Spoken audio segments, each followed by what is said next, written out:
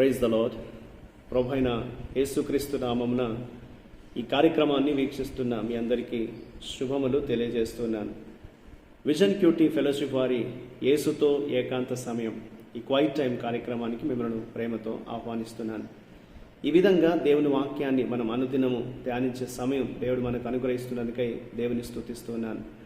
దేవుని వాక్యాన్ని మనం ధ్యానించడం ద్వారా మన ఆత్మీయ జీవితంలో మనం ఎంతో బలపడుతూ ప్రభులో మనం ఎదగడానికి ఈ వాక్య ధ్యానాలు ఎంతో సహాయపడుతున్నాయి.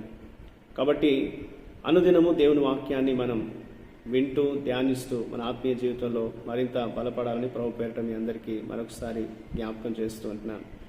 ద్వితీయోపదేశ కాండాన్ని మనం వరుసగా ధ్యానం చేస్తూ ఉన్నాం.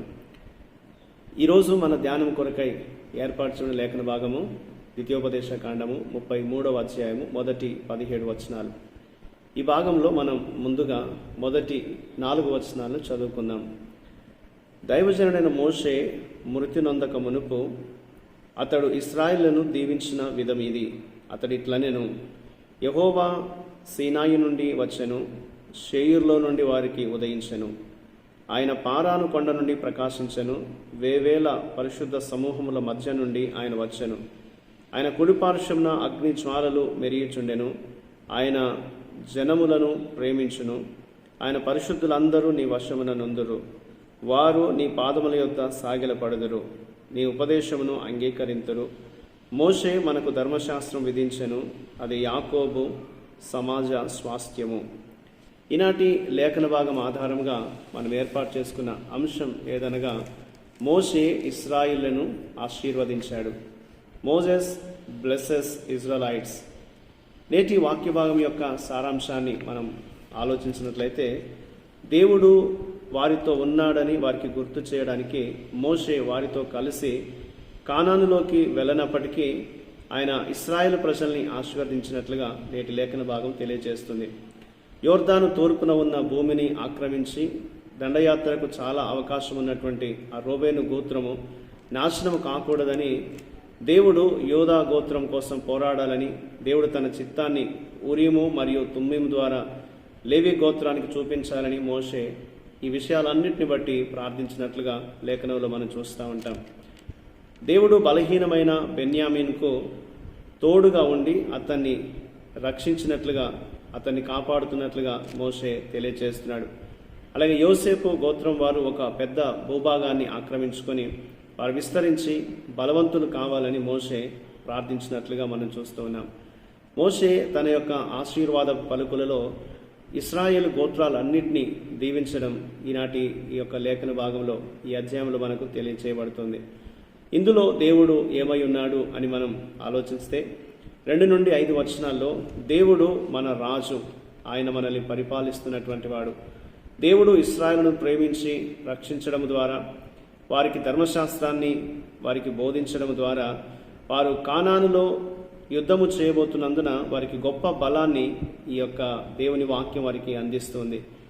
కాబట్టి మనం తీవ్రమైన ఆధ్యాత్మిక యుద్ధములో మునిగిపోతున్నప్పుడు దేవుని మాటల్ని మనం గుర్తు చేసుకోవాలి.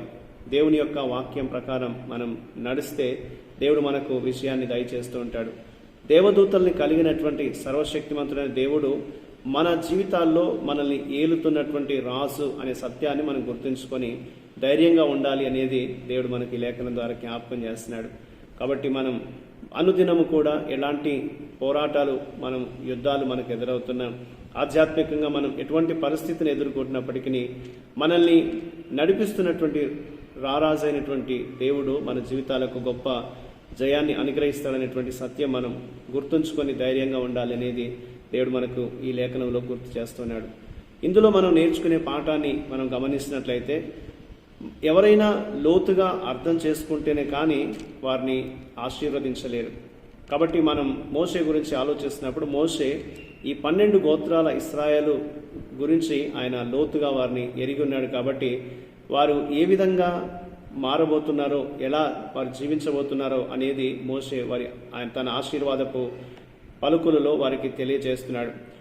మోషేకు ప్రతి గోత్రం యొక్క పరిస్థితులు, స్థితిగతులు, వాటన్నిటిని గురించి ఆయనకు బాగా తెలుసు. కాబట్టి ఆయన వారి అవసరాలకు తగిన విధంగా దేవుని ఆశీర్వాదం వారికి కలగాలని వారి కోసం ప్రార్థించాడు.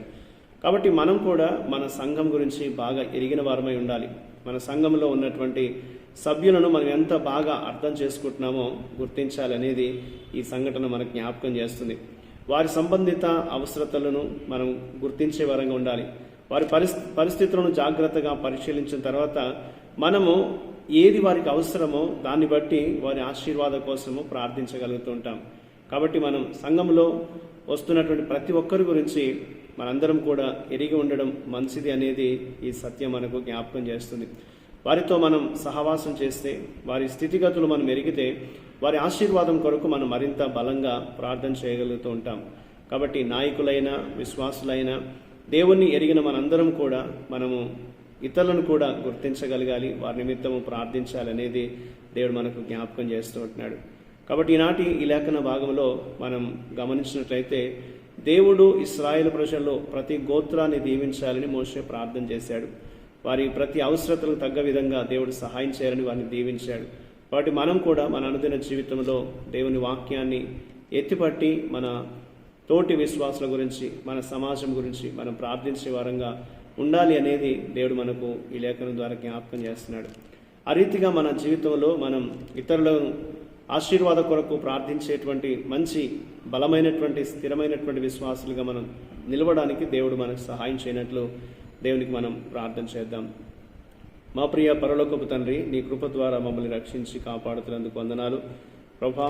అన్నిటికీ మిక్కిలి ప్రభా, నీ వాక్యములో మేము జీవించడానికి సహాయం చేయండి. ఆశీర్వాదాన్ని కోరుకుంటూ ప్రభా, మేము చేసే ప్రతి పనిలో కూడా నిన్ను మహిమపరచడానికి మాకు సహాయం చేయండి. ఇతరుల ఆశీర్వాదం కొరకు మేము ప్రార్థించే విధంగా మీ సహాయాన్ని మాకు దయచేసి నడిపించమని మీకు అప్పగించుకుంటూ యేసుక్రీస్తు నామమున ప్రార్థిస్తున్నాను తండ్రి, ఆమేన్. ప్రియులారా, మీరు సమయం తీసుకొని ఈ యొక్క వాక్య ధ్యానాన్ని విన్నందుకు మీకు ప్రత్యేకమైన వందనాలు తెలియజేస్తున్నాను. అనుదినము మీకు అందించబడుతున్న ఈ డైలీ రిఫ్లెక్షన్స్ మీకు మేలుకరంగా ఉన్నట్లయితే మీ యొక్క అనుభవాల్ని మాతో పంచుకోవాలని కోరుతున్నాను. ప్రభు కృప మనందరికీ ఎల్లప్పుడూ తోడయుండి కాపాడుగాక.